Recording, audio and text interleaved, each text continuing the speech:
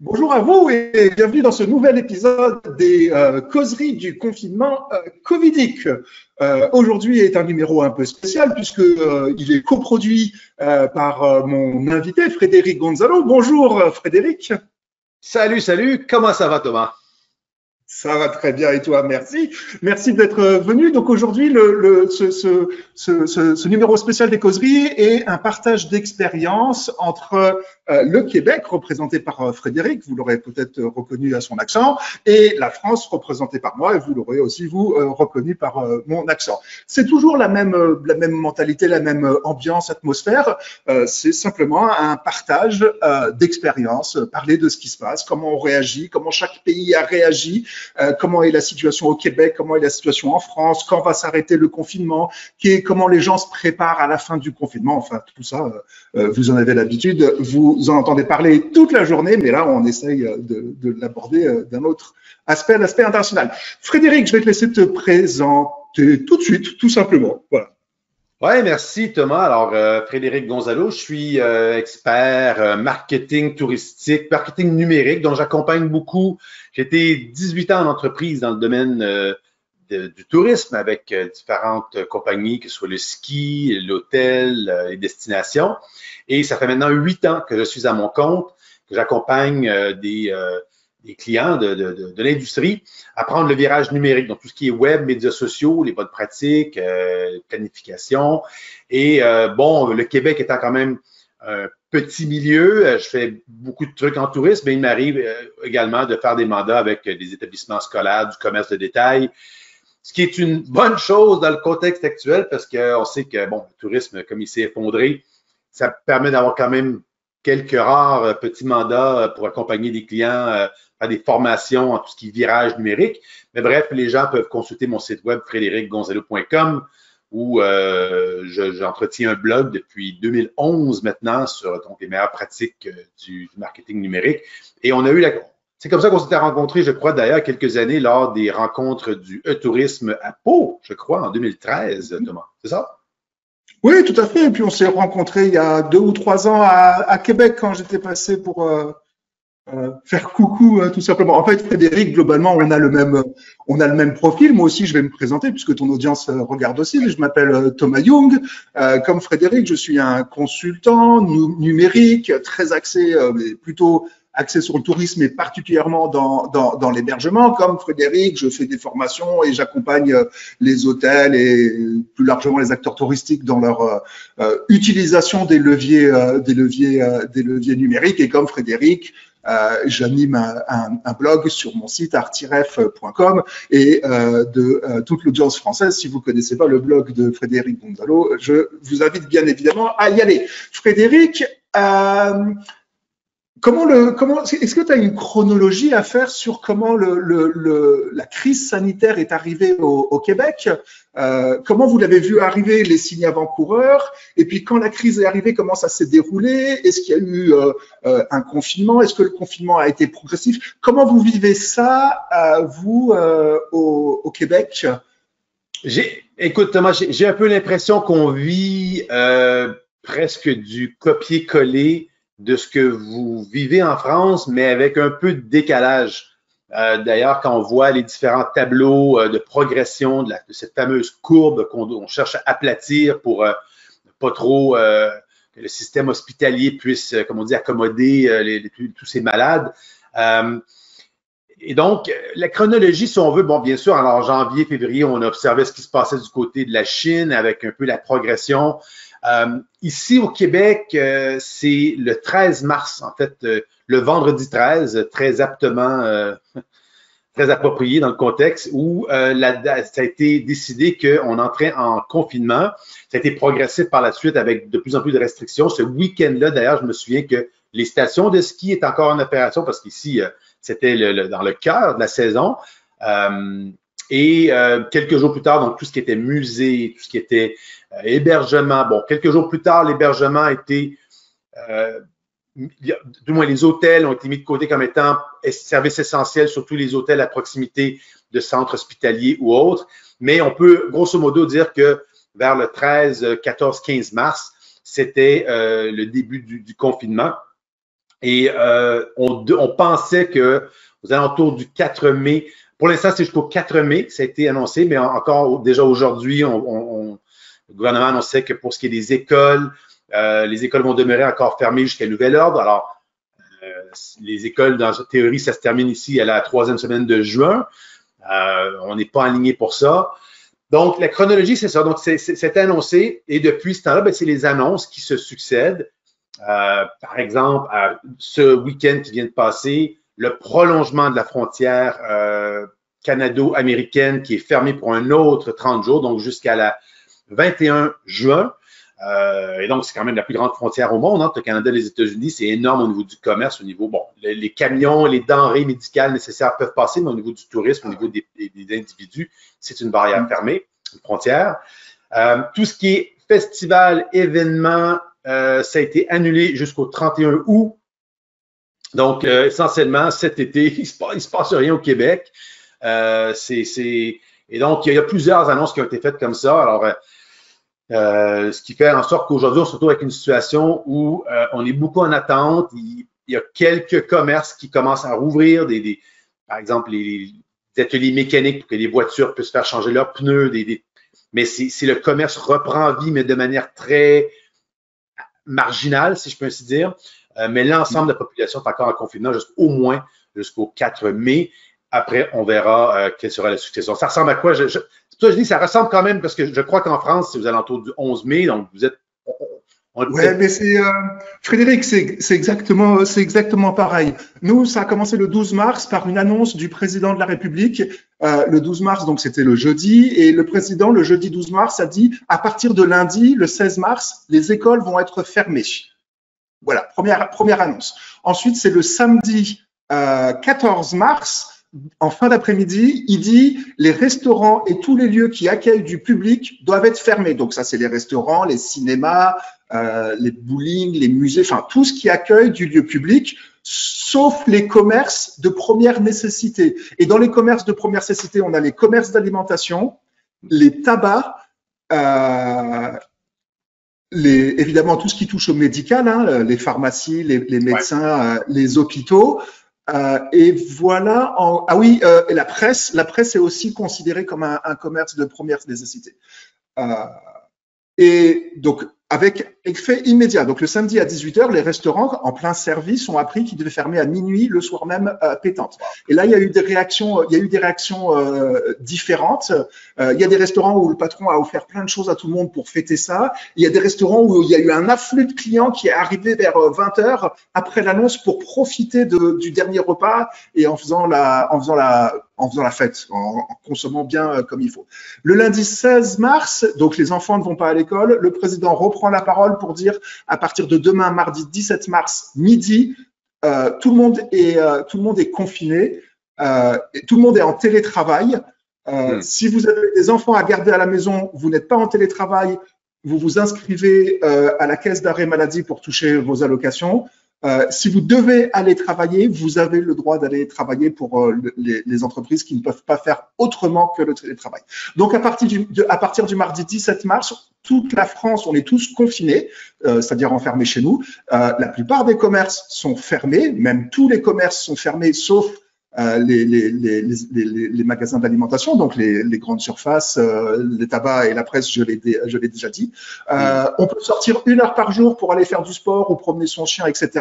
On peut sortir pour aller faire ses courses, on peut sortir pour aller travailler, on peut sortir pour un rendez-vous médical. Et à chaque fois qu'on veut sortir, on doit remplir un document qui s'appelle une dérogation au confinement et on doit présenter ça aux forces de l'ordre si on est contrôlé. En cas de non-respect de ça, c'est 135 € d'amende. Au bout de 2 fois ou 3 fois, ça devient un délit et donc il y a une action juridique qui s'ensuit. Vous avez vous aussi des autorisations à demander comment se passe le confinement? Tout le monde doit rester chez soi ou c'est intéressant parce que vous semblez plus sévère sur certains aspects et nous, on l'est sous d'autres. C'est-à-dire que il y a certaines personnes d'ailleurs qui critiquent un peu le laxisme qu'on a au Québec et au Canada en général. Par exemple, dans les aéroports, encore jusqu'à tout récemment, les avions, il y a 4 aéroports qui demeurent ouverts au pays et bien qu'il y ait plus beaucoup de gens à bord des avions, aller jusqu'à encore récemment, les gens débarquaient, ils se donnaient une petite brochure, mais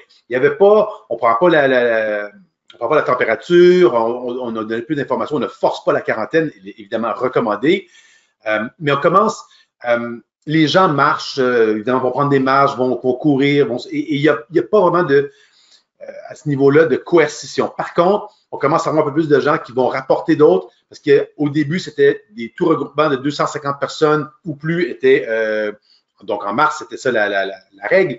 Maintenant, c'est tout regroupement est proscrit. On ne veut pas, avec des voisins, si on est 5-6 dans la rue à prendre un verre de vin, si quelqu'un rapporte et la police arrive, alors là où est la différence avec vous, c'est que c'est pas une amende de 130 €, c'est 1500 $ depuis la semaine dernière. Ça, c'est beaucoup. C'est l'équivalent de peut-être 1000 €. Donc, les gens, c'est un peu une manière, bon, il y a peu d'amendes qui ont été données, mais il y en a quand même, c'est suffisant pour dire, regardez, prenez ça au sérieux. Mais donc, non, il n'y a pas, alors qu'en France, c'est peut-être un peu moins le cas, mais on entend en Pérou, il y a différents endroits où l'armée se promène dans les rues et ici, malheureusement, heureusement ou malheureusement, on n'en est pas là. On fait encore appel à la bonne foi. Puis, faut dire qu'il y a le Québec est particulier. Il y a une étude de Google qui est sortie, je crois, il y a un peu plus d'une semaine, et regardez les différents endroits à travers le monde qui semblent respecter le confinement en se basant sur les déplacements qu'on peut voir via la géolocalisation. Et le Québec était numéro 1, qui semble, donc, on se déplace moins depuis les règles de confinement. Et une des raisons, je crois, c'est qu'il y a à tous les jours, à 13 h, le premier ministre François Legault avec le docteur Arruda et la ministre de la Santé, donc les trois, l'espèce de triumvirat qui font une allocution tous les jours pour un peu donner l'état des choses, donner des recommandations. Et ils ont des taux d'approbation qu'un premier ministre ne peut que rêver dans sa vie. Je pense que les derniers que j'ai vus, c'était 94 %.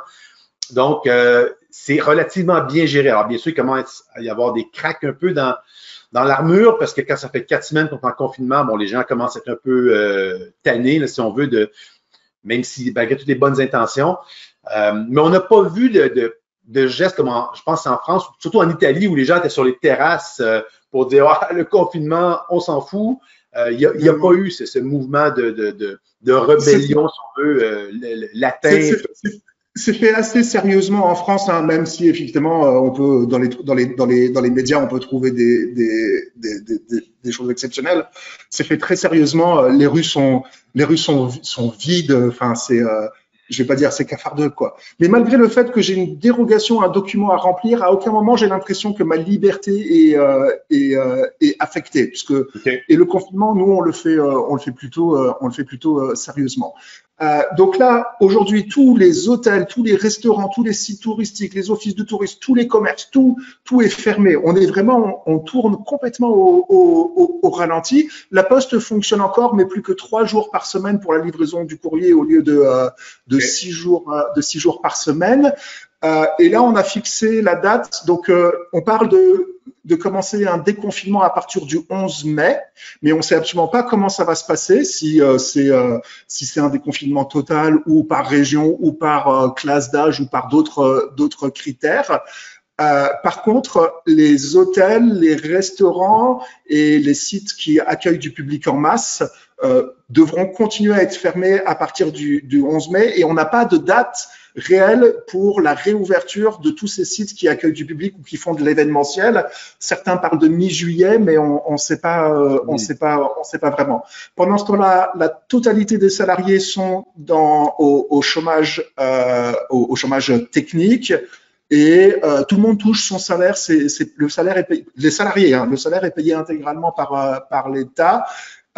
Ceux qui sont à leur compte, qui ne sont pas salariés, ils ont une aide de 1500 € par l'État tous les mois. Ça, c'est de l'aide, c'est gratuit, tu prends. Et après, il y a des plans spécifiques pour les entreprises qui peuvent repousser leurs échéances d'un emprunt, ou alors qui peuvent emprunter jusqu'à 25% de leur chiffre d'affaires. Et c'est un prêt qui sera garanti par l'État, donc le prêt ne peut pas être refusé par la banque. Dans certaines conditions, il sera refusé. C'est-à-dire, si l'entreprise n'était pas rentable les dernières années, évidemment, ils vont pas mettre de l'argent dedans. Comment ça se passe, cet aspect je suis curieux, je vais te dire comment ça se passe. Excuse-moi, je termine juste un truc. Comme tu disais, depuis quelques semaines, une semaine ou deux, il y a de la vie qui commence à ressurgir. C'est-à-dire que dans les hôteliers que j'ai au téléphone, les petits hôtels familiales où c'est le patron et la patronne qui sont sur place, eux, pendant la semaine, ils ont commencé à réaccueillir parce que les hôtels ne sont pas tenus d'être fermés, parce que la chambre est considérée comme un lieu privé. Donc, eux, ils ont commencé à réaccueillir une clientèle de business, corporate, d'affaires, fidèles, des gens qui connaissent pour, entre guillemets, les dépanner. Donc, je sais qu'il y a quelques hôtels qui ont réouvert pour faire 4-5 chambres, 4-5 chambres comme ça. Et les restaurants se mettent à faire beaucoup d'emporter. Ben, c'était justement pour être ma question pour toi, parce que tu semblais dire que tous les restaurants sont fermés. Est-ce qu'il n'y a pas de service pour emporter du tout depuis un mois? Si. Non, et par exemple, tous les McDonald's, tous les fast-food, ils ont tous fermé. Il n'y a pas le driving, le takeaway, la emporter. Okay. Dans les fast-food, ils ont fermé, ce qui est hallucinant. Les restaurants traditionnels, ils ont fermé. Et tout d'un coup, depuis 2 semaines, ils se mettent à faire du emporter. Avant, ils ne faisaient pas de emporter, ou un petit peu, certains dans les milieux urbains avec Uber Eats, Deliveroo, des trucs comme ça. Et ils sont de plus en plus en train de le faire. Ouais, ben ça c'est quand même une bonne différence parce qu'ici au Québec, quand les restos, bien sûr, sont tombés sous la coupe là, suite au 13, 14, 15 mars là, du confinement, les restos pouvaient quand même rester ouverts dans la mesure où ils offraient un service soit de livraison ou de commande pour emporter.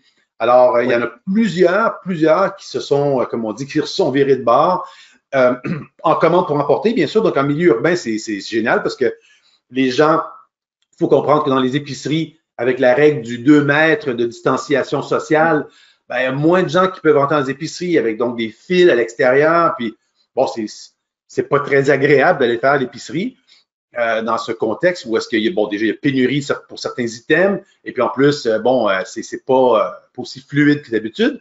Donc, les gens qui ont bien sûr les moyens, ben, commandent pour emporter, c'est sympathique. Et tous les services comme Uber Eats, Skift, Foodora, il y en a eu plein là, des services qui ont pris naissance pour livraison. Donc, évidemment, les restos qui ont leur propre flotte de livraison, ils s'en sortaient bien, les pizzerias et autres de ce monde, mais il y a eu tous les autres services en partage là, à la Uber Eats qui sont devenus populaires. Mais c'est intéressant parce que les programmes que vous évoquez sur la France, on a des trucs assez similaires. Le premier ministre du Canada, Justin Trudeau, a annoncé peu de temps après la crise, dans la 3e semaine du mois de mars, ce qu'on appelle le PCU, le Programme canadien d'urgence, c'est-à-dire un 2 000 $ disponible pour tout employé, toute personne, même un travailleur autonome, toute personne, même si en temps normal, on n'est pas éligible à l'assurance chômage. Là, c'était une espèce d'allocation d'urgence, valide pendant maximum 4 mois. Ça a été assez incroyable là, de voir, dans la semaine du 6 avril, on pouvait appliquer en ligne et dans les 3 jours, l'argent était déposé dans le compte de banque. Alors, pour l'avoir fait, pour avoir essayé, c'était d'une efficacité redoutable. Des fois, on se demande pourquoi nos gouvernements ne sont pas toujours aussi efficaces, mais bon, c'est un autre débat. Donc, il y a ça. Ensuite, il y a eu, bien sûr, des programmes. Il y a une panoplie de programmes, par exemple, pour garder 75% des revenus, pas des revenus par contre, que dis-je, des employés, des salaires. Donc, on finance jusqu'à 75%. Il y avait évidemment des règles à respecter. Il faut que ce soit des compagnies qui ont perdu minimalement 15% de leur chiffre d'affaires si on compare à l'année précédente. Ensuite, il y a des programmes, il y a des prêts, il y a des bourses, il y a des subventions. Il y a vraiment, et là, depuis une semaine, un nouveau programme au Québec pour améliorer les compétences des gens qui sont justement dans la main-d'œuvre qui, en ce moment, est peut-être moins occupée dans d'autres contextes. Donc, on finance jusqu'à 100% des formations qu'ils vont donner. Ça inclut le marketing numérique. Alors, pour moi, c'est potentiellement un programme qui pourrait être intéressant pour des entreprises, des organisations qui vont chercher à, dans certains cas, si on n'est pas si occupé, ben, de miser pour mettre à jour son site web ou de travailler sur améliorer notre approche de marketing numérique, mieux répondre aux commentaires en ligne. Donc, toutes des choses là, que autant dans le domaine touristique que pour les commerçants deviennent importantes. Donc, il y a vraiment beaucoup de programmes qui se mettent en place. Ça va être une folie, je crois, dans quelques mois, quelques années, de voir combien ça va nous coûter tout ça. Je crois, d'un point de vue de récession, je pense qu'on n'en a pas fini d'en baver pour la prochaine décennie. Mais je pense que tout le monde s'entend, et c'est probablement pareil pour vous en France, que à la limite, on s'en fout. Faut se sortir du bourbier pour l'instant. évidemment, miser sur la santé, que les gens ne virent pas fous, parce qu'en confinement, ça commence à bien faire, mais justement de se sortir de l'essentiel de la pandémie en ce moment et éventuellement voir des jours meilleurs que la sortie de crise. Mais on n'est pas encore là. Donc, vous avez au moins le 11 mai. Nous, je dis au 4 mai, on sait que c'est gelé, mais il n'y a pas encore de lumière au bout du tunnel. On commence à avoir hâte qu'il y ait une date qui soit évoquée pour que les gens puissent justement se dire, ben tiens, voilà, les enfants vont pas retourner à l'école. Quand les enfants retournent à l'école, les parents peuvent travailler de manière plus efficace. Le télétravail va cesser, on pourra avoir des rencontres en personne éventuellement, bref. Donc, nous, le 11 mai, c'est la réouverture des écoles et la réouverture de l'ensemble des commerces et de l'industrie, sauf tout ce qui touche, tout ce qui fait des rassemblements. Donc déjà, les supermarchés aujourd'hui, ils peuvent pas avoir plus de 100 personnes en même temps à l'intérieur. Donc, ils font un contrôle à l'entrée, donc tu peux faire la queue pendant des heures. Donc, après le 11 mai, eux, probablement, ils resteront avec cette contrainte, mais ils resteront ouverts parce qu'ils vendent de la première nécessité. Mais après, tout ce qui accueille du public, et donc, on repart dans les cinémas, les discothèques, les restaurants, les événements, la culture, les musées, tout le tourisme. Et en plus, les hôtels. Alors ça, c'est quelque chose que nous, on comprend pas, c'est que les hôtels ne sont pas concernés par le confinement. Aujourd'hui, les hôtels peuvent accueillir du public, mais globalement, ils sont tous fermés. Hein. C'est un truc... tous les hôtels sont fermés, il y a zéro activité dans la restauration aussi. Et à partir du 11 mai, les hôtels qui n'étaient pas contraints de fermer jusqu'à maintenant, dans ce que l'on a compris de l'allocution du président, à partir du 11 mai, ils seront fermés. Donc, il y a quand même une très, très grosse inquiétude sur le secteur sur le secteur touristique. Aujourd'hui, toutes les frontières sont fermées. C'est-à-dire que la France a une frontière avec la Belgique, avec l'Allemagne, avec l'Italie, la Suisse, le Luxembourg, l'Espagne, etc. Toutes ces frontières-là sont fermées. On ne sait pas réellement quand elles vont réouvrir. Ce qui va se passer, c'est que probablement elles vont se réouvrir et après, il y aura la fermeture des frontières sera au niveau de l'Europe. Et on ne sait pas ce qui va se passer. Donc moi, j'ai certains clients qui vont réouvrir rapidement quand ils vont le pouvoir, pendant l'été. Donc ça va être ceux qui sont sur des sites touristiques en bord de mer ou des choses comme ça. Ouais. Les hôtels avec qui je parle, qui sont à Paris, globalement, ils disent non, nous on va pas réouvrir. L'été, Paris, c'est un peu mort. Et surtout, Paris, c'est de la clientèle internationale qui vient. Donc, les gars, ils disent, moi, je vais pas réouvrir pour faire 30% de taux d'occupation. Donc, j'ai des hôteliers qui me disent, moi, je vais rouvrir en septembre. J'ai même des hôteliers qui me disent, moi, je vais réouvrir en décembre parce que je ne fais que du groupe et que du groupe international. Donc, je suis mal barré. Les campings, aujourd'hui, sont très, très, très, très inquiets parce que le camping, c'est beaucoup de proximité, hein, la piscine, les animations, le danse, le barbecue, enfin, tu vois. Et même s'ils peuvent réouvrir, mais qu'il faut une distanciation sociale et un masque, bah, ça casse l'ambiance du camping. Donc, les campings aujourd'hui en France sont extrêmement inquiets. Ils ont un syndicat, une fédération qui se bouge à fond et heureusement qu'il y a ça qui se structure. Et c'est drôle parce que pour le secteur touristique, c'est pas la fête. Voilà. Non, mais et c'est triste à dire, mais je pense que c'est là où il y a potentiellement la plus grande différence entre notre réalité québécoise, canadienne et celle de la France et de l'Europe. La densité de population que vous avez pour le petit espace va rendre effectivement votre réalité extrêmement complexe. Enfin, je t'apprends rien, là. Mais alors que nous, c'est justement l'inverse. Des fois, on rage. Quand je travaillais à l'époque chez Via Rail, on se dit, développer un système ferroviaire dans un si grand pays où il y a si peu de population, on n'a pas les services comme on aimerait avoir au Japon, en Europe ou ailleurs. Par contre, je me dis, dans le contexte actuel, ça sera une bonne chose pour nous parce qu'effectivement, on se dit, quand il y aura le déconfinement, on est conscient qu'à Montréal, à Québec, notamment Toronto, les grands centres urbains. D'ailleurs, c'est Montréal qui est de tout le pays au Canada et celui qui est le plus affecté en ce moment par la crise de la COVID-19. Là. Vraiment beaucoup de cas, beaucoup de décès, particulièrement chez les aînés. C'est vraiment très triste.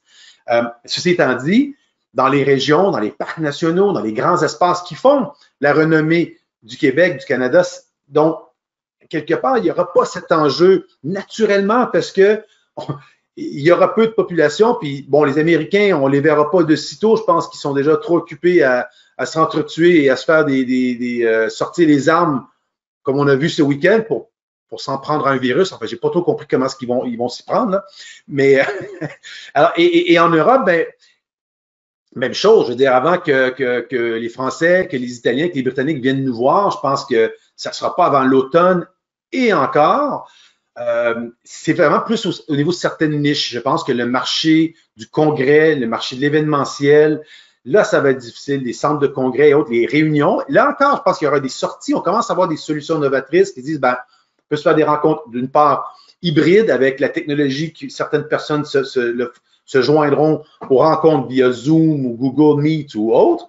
Et ben, d'avoir ce qu'on appelle des safe space, où est-ce que le 2 mètres de distance prend en sorte que, plutôt que d'être 300 personnes dans une réunion, ben, on est une centaine, mais encore, dans la mesure où ce sera permis, ce qui est loin d'être le cas encore. Donc, il y a beaucoup d'incertitudes dans ces pans-là. Par contre, le tourisme de proximité, les Québécois qui vont voyager au Québec, tout comme je crois les Français vont voyager en France, dans la mesure où on pourra se le permettre, mais c'est ça. Nous, je pense que tout ce qui est les grands espaces, ça va bien aller. Mais le tourisme urbain et le tourisme d'affaires, c'est là où je pense que c'est pas avant 2021 réalistement là. Donc je pense qu'effectivement il y a des grandes différences, parce que sur certains trucs on a le même discours. Je pense que c'est la réalité étant ce qu'elle est. Oui, c'est là-dessus aussi que les huiles françaises du tourisme partent, hein, sur un tourisme de proximité. C'est clair qu'il va y avoir un repli nationaliste, hein, de tous les pays. Pour l'instant, tout le monde est fermé, on est tous en train de se replier sur nous-mêmes. Moi, ça me fait peur, c'est pas bon les replis nationalistes, mais c'est comme ça. Sur les grands pays, j'ai peur qu'il y ait aussi à l'intérieur du pays un repli régionaliste. Je vois bien en France des batailles entre telle région qui a été très peu épargnée versus telle autre région qui a beaucoup souffert. J'espère que ça n'en arrivera pas là dans les éléments de communication, mais ou même dans les insinuations. Bon, on le voit déjà. Hein? On le voit déjà? Oui, on le voit déjà. Je suis sûr qu'en France, ça se discute déjà. Nous, on le voit déjà un petit peu. C'est en filigrane, mais on le voit un peu. Là, déjà, disent, parce qu'au Québec, il y a des routes entre les différentes régions. Il y a des blocs, des blocus. On ne peut pas circuler d'une région à l'autre. Comme j'imagine, c'est peut-être le cas aussi en Europe, entre deux pays à l'autre, mais même entre les grandes régions touristiques en France. Donc, tout à l'heure, comme tu dis, moi, je m'y attends, là, quand ils vont déconfiner. Ah ouais, mais Montréal, il y a eu plus de cas à Laval ou au Rive-Sud de Montréal, donc on veut pas voir ces gens-là dans notre région. Oui, c'est ces gens-là qui ont les budgets pour venir dépenser chez vous. Donc, à quelque part, ce repli-là, c'est le côté obscur, malheureusement, de la nature humaine qu'on risque de voir surgir dans le contexte actuel. C'est ce que je défends. Oui, ou alors tu pourras voyager avec une attestation qui dit que tu es immunisé, que tu as déjà eu le Covid et que tu es porteur sain, ou il y aura peut-être après des permis de voyager. Mais ça, j'y crois pas. Je pense qu'en Europe, on entend ces évocations-là. Ici, je pense qu'au niveau du droit de la vie privée ou autre, je pense que ça serait jugé discriminatoire, ça passerait jamais la rampe. Ouais. Mais parce que j'ai entendu ce genre de truc-là. Je sais qu'en Asie, par exemple, il y a des codes de couleur, un truc. Mon Dieu Seigneur, ici, s'il fallait. Et encore, c'est même pas démontré qu'il y a vraiment une immunité pour ceux qui l'ont eu, qui ne l'auront pas encore. C'est une hypothèse, mais c'est pas encore démontré. Donc, tu sais, jusqu'où on va. Mais initialement, nous, on voulait, au déconfinement, le 11 mai, on voulait continuer à confiner les anciens parce qu'ils sont plus fragiles et plus à risque. Donc, alors, ça, finalement, le gouvernement a fait marche arrière, mais a priori, on était parti sur un traitement inégalitaire, mais pour le bien du peuple, si je puis dire.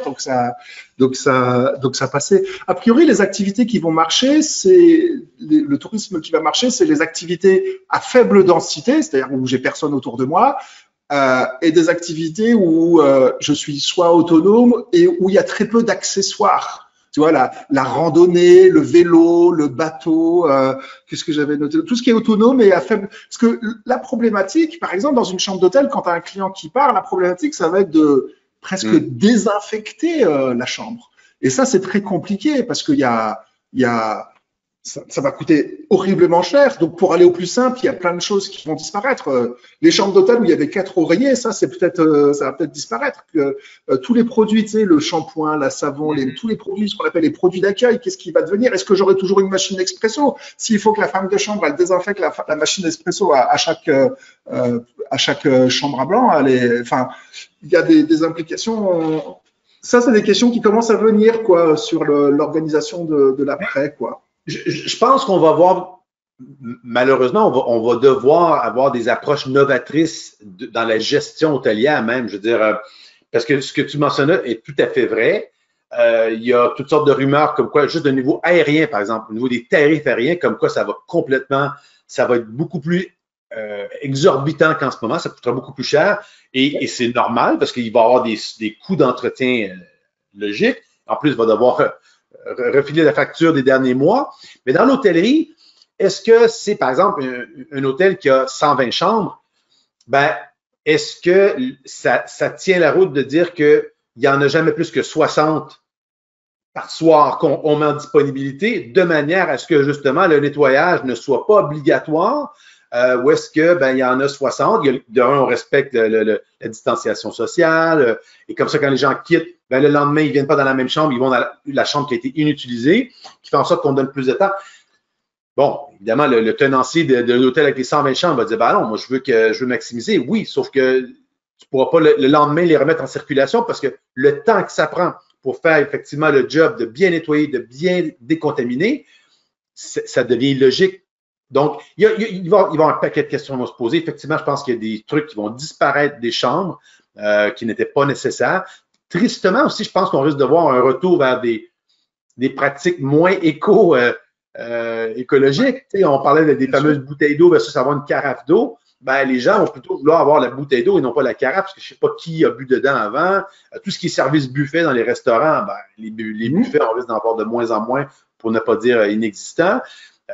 On va s'attendre à un label aussi, d'une espèce de certification ou un sceau. Avant, c'était LEED. Maintenant, c'est Tourisme 2M. On va l'appeler le 2 mètres de distanciation ou je ne sais trop.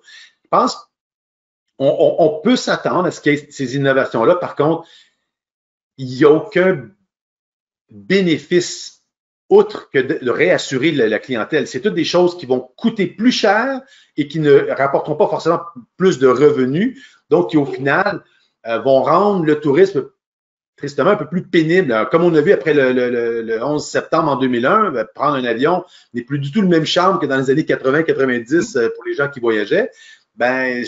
Ça se demandait si au niveau du tourisme, on va être capable de pas trop s'encombrer, à tout le moins d'ici à ce qu'on trouve le vaccin, en espérant que le vaccin réglera une bonne partie des choses, ce qui n'est pas garanti non plus, mais bon. Mais tu vois, ton hôtelier, là, dans l'exemple que tu donnes, qui fait une chambre sur 2 comme ça veut dire que sa chambre, il est obligé de la vendre 2 fois plus cher s'il veut trouver voilà. la même rentabilité. Dans l'avion, ça va être pareil. Le low cost, tant qu'on n'a pas de solution, le cost, c'est fini parce qu'il faudra un siège sur 2.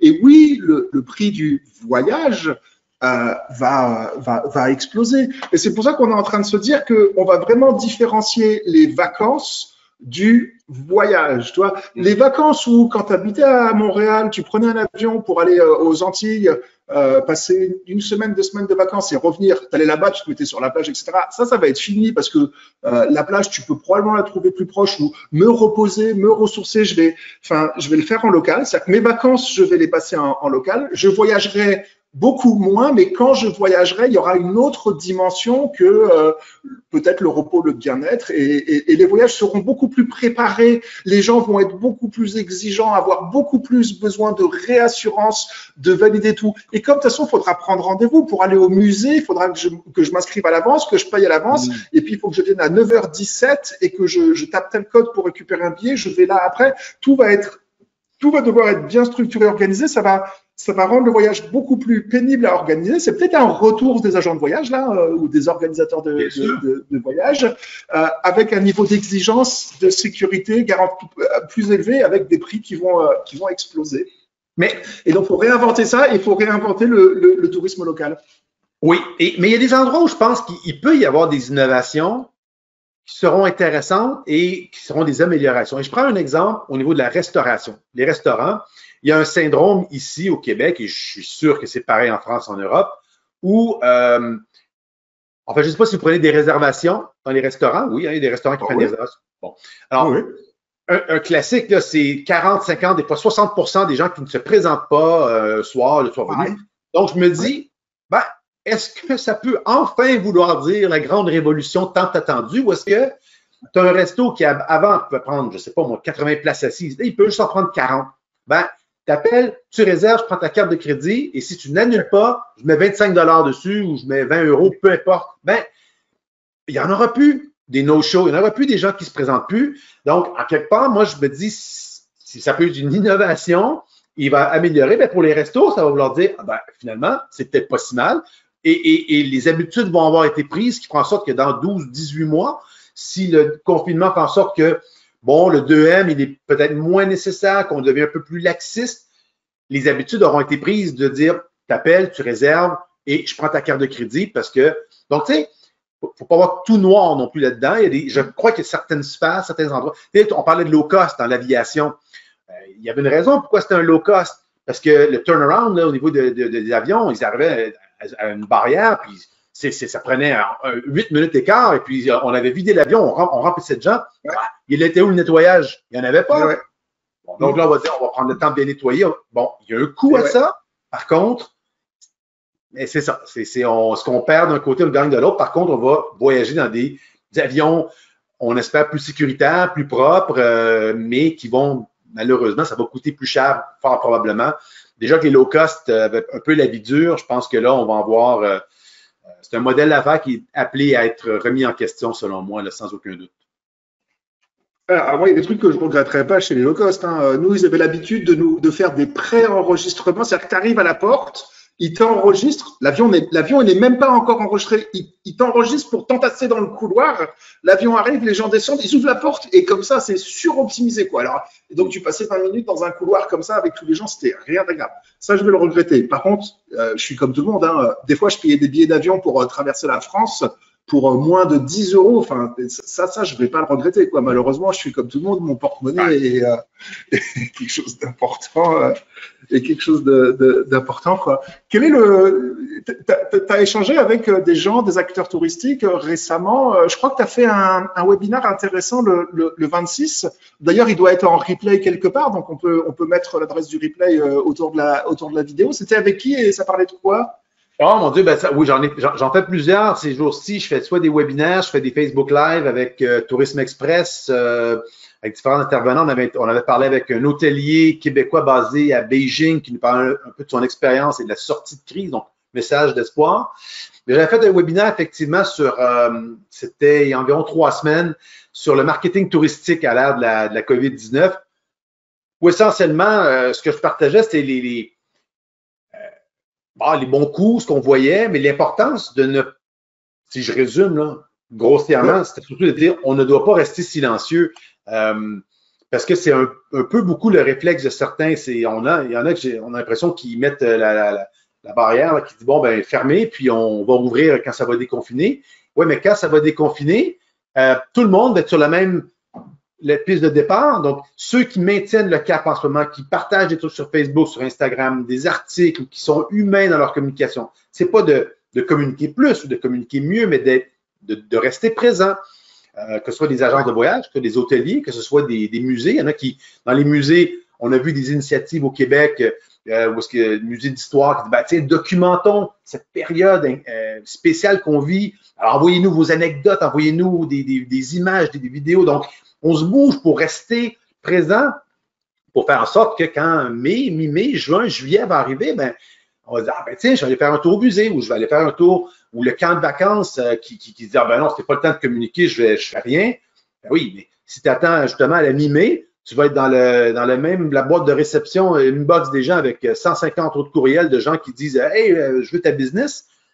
Fait que c'est là où je pense qu'il y a une importance de garder un lien, de communiquer, que ce soit en voie d'infolettre, que ce soit sur ton Facebook, sur Google, aller mettre ton Google Mon Entreprise pour mettre les heures d'ouverture, de faire des publications. Les gens, des fois, oublient qu'on peut publier dans Google My Business, d'aller mettre un truc sur tes heures d'ouverture, sur le fait. Donc, il y a plein de choses comme ça là, qu'on évoquait, qu'on échangeait avec les gens.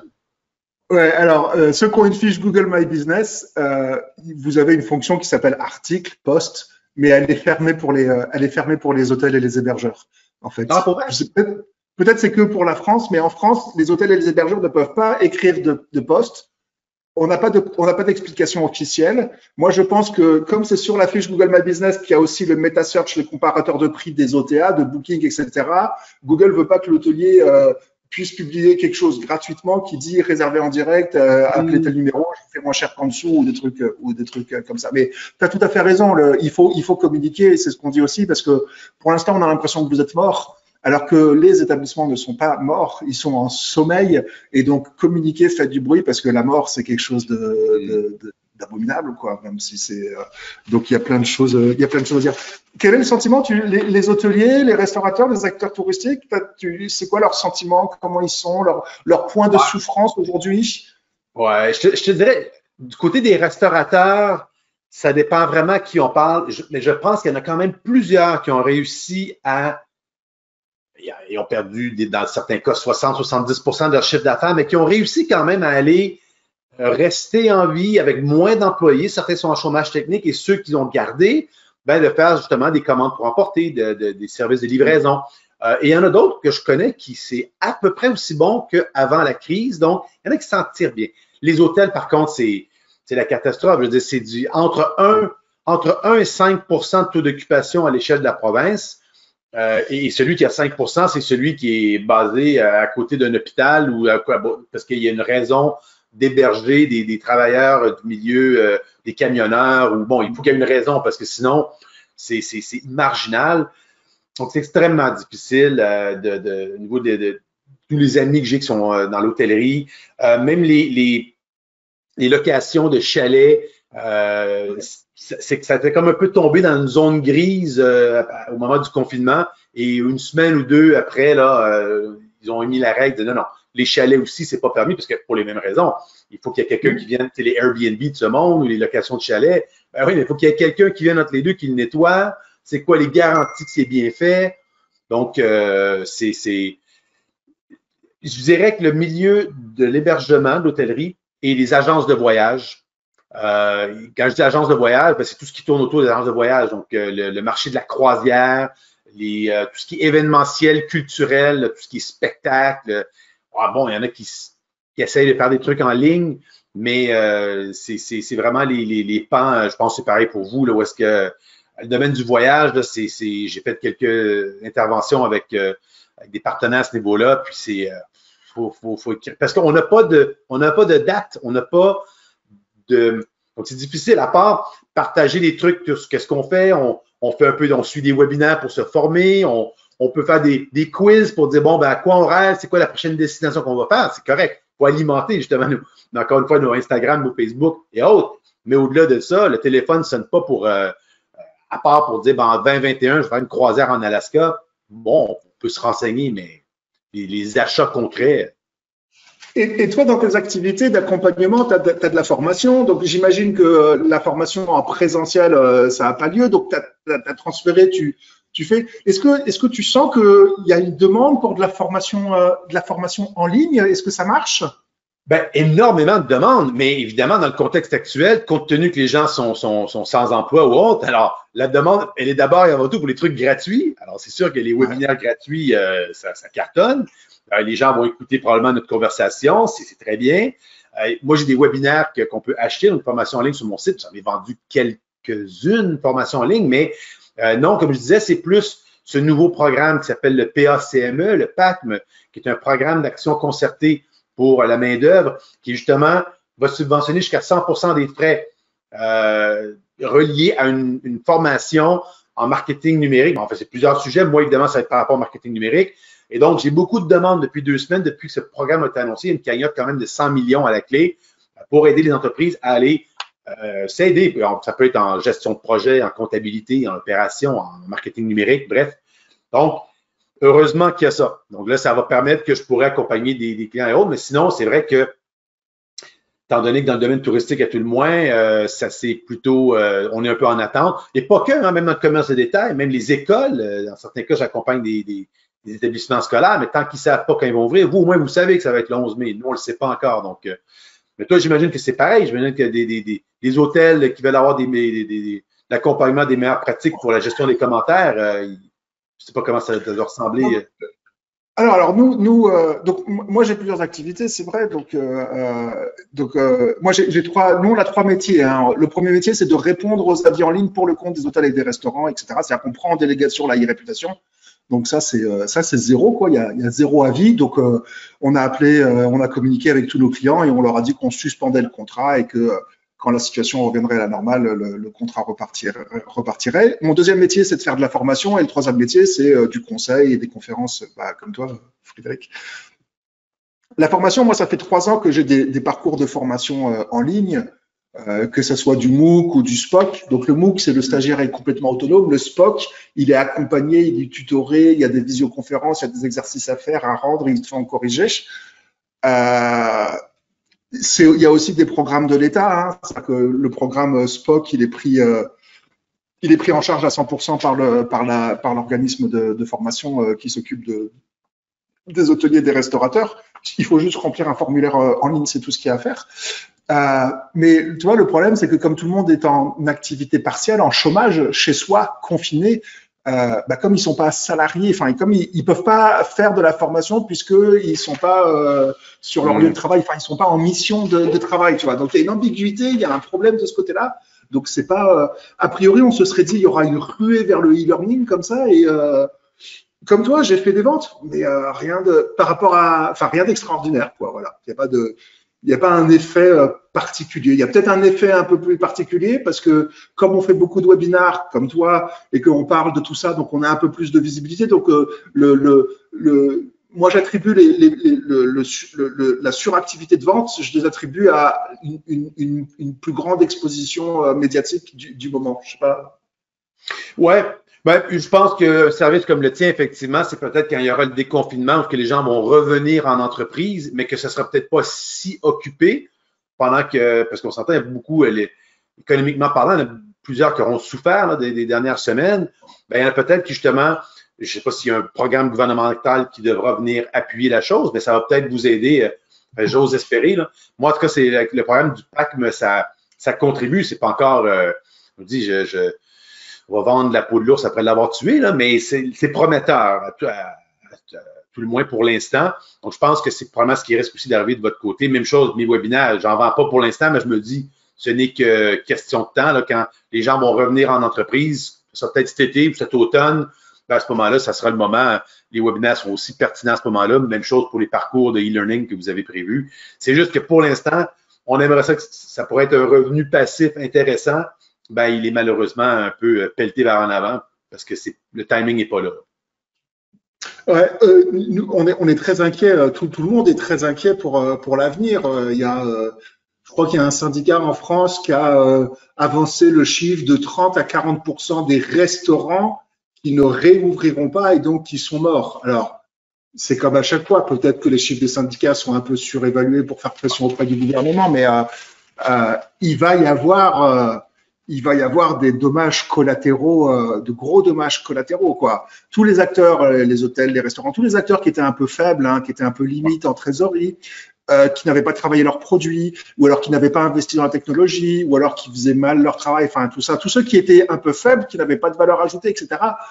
Je suis désolé de dire ça, hein, parce qu'il y en a qui écoutent et qui regardent ça à ce moment-là. Hein. Ouais. Peut-être que moi aussi je serais purgé. Hein, je parle comme ça, je peux pas dire quoi. Une crise, ça purge quoi. Et ça, c'est violent quoi. Je pense que les premières victimes, effectivement, ça sera ceux qui étaient déjà d'emblée avaient un modèle d'affaires douteux où il y avait des faiblesses. Ça, c'est clair. Moi, ce que je trouve dramatique, c'est dans certains cas des entreprises qui étaient en pleine santé, en pleine croissance, mais qui se sont fait happer. Moi, c'est là où je trouve ça triste, parce qu'il y en a que je voyais aller qui étaient en embauche, qui, il y a 3 ans, étaient 3 employés, ils étaient rendus à 30, ça allait bien. C'est juste que là, la gestion des liquidités, personne n'aurait pu prévoir un scénario dans lequel, du jour au lendemain, plaf, pendant 6 semaines, on arrête tout. Et dans le domaine, par exemple, la planification d'événements, du congrès, des réunions, c'est la perspective, c'est pour les prochains 12 mois, dans certains cas où il n'y aura rien, mais là, c'est que tu fais, bon, ben, on est mieux de mettre la clé dans la porte. Donc, il y aura ça. Et je pense qu'il y aura aussi potentiellement beaucoup de fusions, d'acquisitions, parce que dans certains cas, les entreprises étaient en santé, étaient bonnes, mais ils sont à bout de souffle. Des gens qui étaient peut-être dans la fin cinquantaine, début soixantaine, ils voyaient encore plusieurs années, et ils n'y avaient pas pensé, ben, ils disaient, ben là, compte tenu du contexte, allez. Donc, encore une fois, il y aura des opportunités. Je crois que c'est Winston Churchill qui disait Never let a good crisis go to waste. Alors, tu sais, il y a toujours des opportunités dans une crise, tristement, mais on doit le dire. Donc, quelque part. Donc, la citation en français, c'est il ne faut jamais gâcher une bonne crise de Winston Churchill. Il est clair que comme il va y avoir des dégâts, des cadavres, comme à chaque fois, il y a des rapaces. Enfin, c'est pas méchant, mais il y a des gens qui vont les racheter. Et, c'est malheureusement la dure loi mais il n'y aura pas que du rachat, hein. Comme tu dis, il y aura de la concentration. C'est vrai que, par exemple, dans la technologie, on s'est quand même super emballé. Il y a plein de petites startups qui des fois sont un peu redondantes entre elles, mais c'est le jeu, c'est la meilleure qui fait la course le plus vite qui gagne. Et notre système, il est bâti comme ça, quoi. Bon, là, va y avoir, ça va peut-être précipiter les rapprochements, les précipitations, les fusions, quoi. Oui, puis d'ailleurs, c'est une des prochaines discussions que j'aurai un peu plus tard cette semaine je fais un Facebook Live avec Tourisme Express, justement. Je vais interviewer les gens du MT Lab, donc incubateur, culture et tourisme, un peu comme le Welcome City Lab à Paris. Et la discussion va être justement, comment est-ce que l'innovation peut venir contribuer à la sortie de la pandémie? Puis il y a déjà des choses qu'on voit, là, des entreprises qui s'en allaient vers la gauche et qui ont complètement changé de cap et ils arrivent avec des innovations. Donc, ça va être, en tout cas, j'ai bien hâte de discuter avec eux parce que, effectivement, c'est les entreprises qui sont agiles, c'est celles qui bougent, qui cherchent à trouver des solutions, qui vont s'en sortir. Justement, ceux qui attendent d'avoir toutes les réponses, je leur souhaite qu'ils vont s'en sortir, mais ça va peut-être être plus difficile, peut-être plus pénible que ceux qui, justement, sont en avant de la parade, là, puis ils se disent, tiens, on peut peut-être se tromper, mais allez, on y va, puis je préfère me tromper et bifurquer que de rester en arrière de la parade puis justement dire quand ça sera bon, on y va.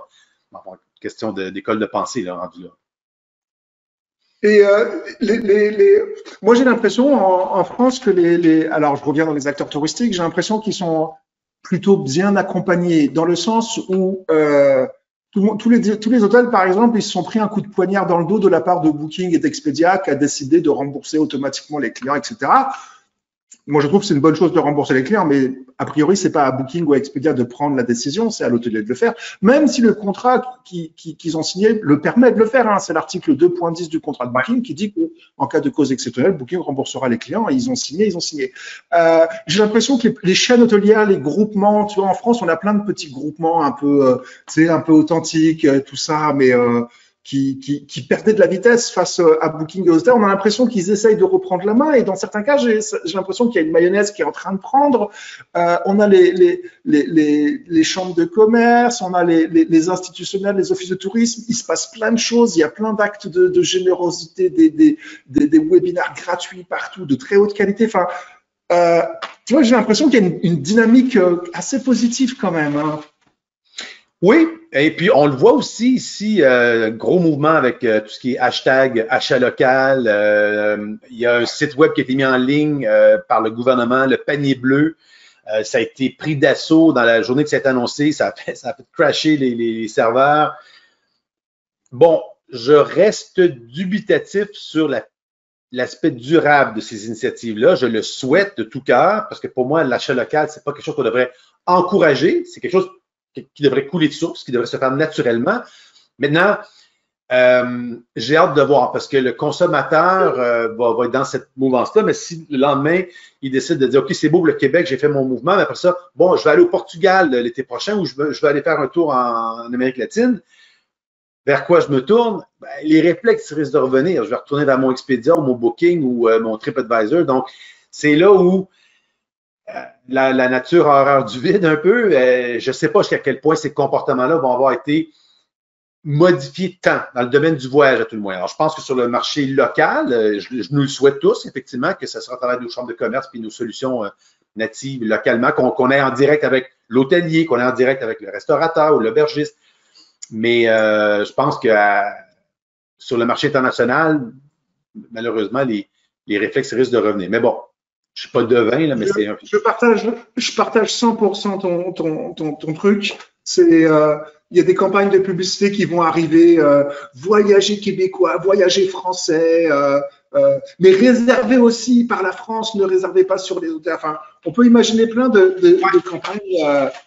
Il faut, il faut éduquer, à un moment donné, il faut éduquer les voyageurs, ça fait partie du truc, mais je sais pas, je trouve qu'il y a un petit côté culpabilisant dans ces messages, quoi. Si vous voyagez pas, si vous réservez sur Booking, vous êtes un mauvais français. Alors, c'est pas du tout ça le message, attention, hein, mais ça, j'espère, hein, comme tout à chacun, hein, moi je suis à fond pour la vente en direct, même pour mes achats quotidiens. Nous en France, on a des systèmes on appelle ça des associations de consommateurs on se regroupe, on achète directement auprès des paysans, on signe des contrats avec les paysans sur 12 mois pour leur donner de la visibilité.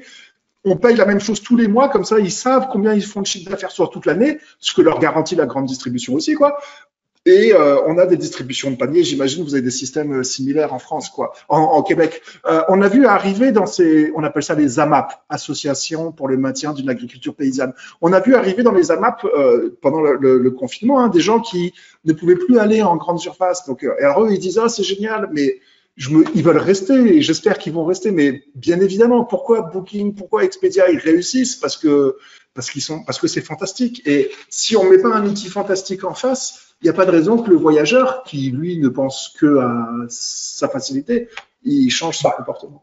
Mais et je reviens au principe, on est toujours mieux de miser sur nos valeurs ajoutées que de diaboliser le compétiteur. Et on a une opportunité avec le confinement actuel et la crise qu'on vit, justement, d'aller, avec les subventions dont je faisais écho tout à l'heure, de miser sur nos plateformes, d'avoir un site web qui soit peut-être au goût du jour. Est-ce qu'on a un volet transactionnel? Est-ce qu'on met de nouvelles images? Est-ce qu'on met un message comme quoi, en réservant direct chez notre auberge, chez notre hôtel, voici ce que vous avez? Des choses qui fait des années qu'on en parle, là, que quelques hôteliers ont fait, mais que c'est encore j'aurais envie de dire une majorité d'hôteliers ne font pas. Alors, pourquoi? C'est le bon moment de le faire. Donc, on est plus justement dans l'éducation, d'aller, comme on dit, cogner sur le clou, de dire, ben voici, en réservant avec nous, vous avez le petit déjeuner inclus, vous avez un surclassement au niveau de la chambre, vous avez, je sais pas, mais pourquoi je devrais réserver en direct avec toi alors que je suis habitué d'être avec Booking ou TripAdvisor ou Expedia? Ben, faut le dire, faut l'expliquer, faut faire des vidéos, faut faire un article de blog, faut qu'il y ait des images, faut qu'il y ait un label de satisfaction garantie où vous ne trouvez pas un meilleur tarif ailleurs. Tout ça, c'est quand on parle de marketing numérique et d'éducation, et à la limite, peut-être que ça va être à travers une campagne institutionnelle du gouvernement, justement de dire, ben, tant qu'à voyager au Québec ou tant qu'à voyager en France cet été, pourquoi ne pas réserver auprès de votre prestataire directement? Ben oui, prenons la balle au bon et insistons en tant qu'industrie pour que le message se fasse, pour que justement en 2021, les habitudes aient été prises au fil du temps, mais l'opportunité est là. Oui, mais il faut essayer, bien évidemment, mais l'enjeu, c'est de trouver les bons messages au bon moment sur les bons supports. Et c'est compliqué aussi parce qu'on a essayé de faire des trucs où on dit aux gens réservez en direct et vous avez X% de réduction, vous avez un surclassement à un petit déjeuner. Mais chez nous, en France, ça n'a pas réellement marché. Il y a cette plateforme Fairbooking. Alors Fairbooking a eu un truc extraordinaire, ça a été toute la couverture presse et donc ils ont eu une vraie action d'éducation du grand public, des voyageurs, parce qu'ils ont eu des reportages à la télé, dans les magazines. Enfin, il y a eu un truc sur la presse hallucinant. Mais après, on peut dire tout ce qu'on veut. L'outil Booking, mais c'est une tuerie. T'as déjà vu Booking en panne? T'as déjà eu une erreur 404 sur Booking? T'as déjà eu une incohérence où tu recherches le nom d'un village, mais il te met toujours le village, jamais il confond avec autre chose. C'est un truc, c'est une. Ouais. Et il faut arriver à ce niveau-là si tu veux séduire le voyageur. C'est pas que des promesses. Moi, quand je vais à l'étranger, quand je vais en Chine, je réserve par Booking, même si on me dit que c'est moins cher directement à l'hôtel, parce que quand je suis en Chine, Booking, c'est vraiment une sécurité pour moi. Les gars, ils m'impriment ma confirmation de réservation avec l'adresse écrit en anglais ou en français et écrit en chinois pour que je la montre au chauffeur de taxi, parce que si je lui montre ma confirmation de réservation, le chauffeur de taxi regarde le truc, il sait pas. Enfin, c'est plein de petits trucs qui font que il y a une utilité. Booking a une vraie valeur ajoutée pour le voyageur. Clairement, non, puis c'est sûr que la compétition est inégale. On parle d'une machine de guerre avec des budgets phénoménaux. Donc, oui, mais après ça ne nous empêche pas en tant qu'hôtelier, en tant que réseau, d'aller faire notre effort et d'aller faire la démonstration. C'est quoi la valeur ajoutée de réserver dans mon hôtel, dans mon auberge, minimalement. Après ça, évidemment, il y a un bout avec lequel on n'aura jamais les dollars marketing que Expedia et le groupe Priceline Booking peut avoir. Ça, c'est rêvé en couleur. Bien sûr, il faut le faire. Ouais, on arrive ça va faire 1 heure qu'on cause, Frédéric. Est-ce que tu as d'autres Ouais, est-ce que tu as d'autres 1 heure, je pense que c'est une bonne durée. Non, je pense d'être encore là. Est-ce que tu as encore des messages? Tu as une thématique, une question, quelque chose que tu voulais partager ou demander ou témoigner? Non, je pense qu'on a fait un bon tour de piste. On va parler de nos sites web respectifs. Les gens savent où nous suivre. Donc, moi, je pense que c'est bien. Maintenant, on va espérer que les gens vont nous écouter, nous poser des questions. Puis, on va surtout souhaiter bonne chance pour la suite des choses. De la santé d'abord et avant tout. Ouais. Et puis, une bonne reprise de sortie de confinement dès que possible. Eh ben, sur ces bonnes paroles, effectivement, on vous souhaite plein de bonnes choses, que vous soyez en France, au Québec ou ailleurs, que vous soyez hôtelier, acteur touristique ou autre. Merci à vous d'avoir suivi cet épisode. Moi, je vous dis à bientôt dans un prochain épisode. Je vous dis au revoir et je laisse Frédéric prendre congé. Merci à toi, Frédéric, d'avoir participé à ça. Merci Thomas, bonne soirée, bonne journée, bon matin, dépendamment de quelle heure il est chez vous. À la prochaine. Chez nous, il est tard le soir parce que c'est le début de l'après-midi chez toi. Allez, bye bye, au revoir.